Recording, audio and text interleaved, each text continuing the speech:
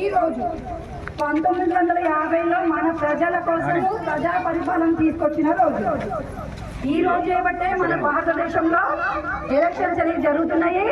ప్రజల చేత ప్రజల కొరకు ప్రజలే పాలించే నాయకులు ఎన్నుకునే స్వతంత్రం వచ్చిన రోజు కాబట్టి ఇది మనము ఎప్పటికీ మర్చిపోవద్దు.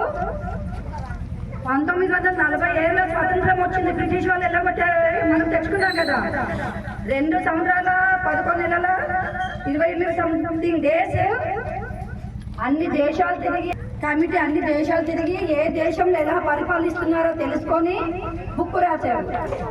అది ఆమోదించబడి నవంబర్ 26 నుంచి అధికారికంగా 1950 జనవరి 26న తీసుకొచ్చారు.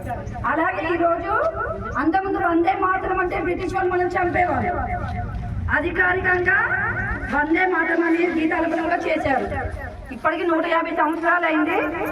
ఆ గణతంత్రం తీసుకొచ్చిన నాయకులు